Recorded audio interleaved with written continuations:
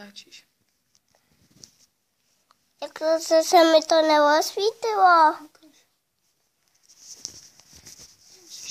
Tak, aby se tatínkem a natáčet. No to člověk vaří podívku. Co? No běž za tatínkem. Už natáčíš.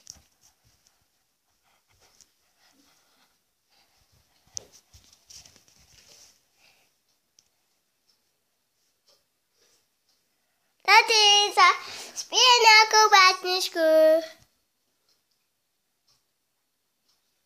Jendo, Jeníčku, nezlob naši maminku.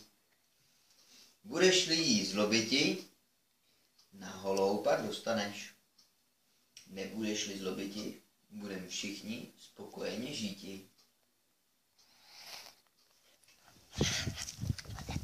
Máme si ukázat jenom. Každý to zastaví.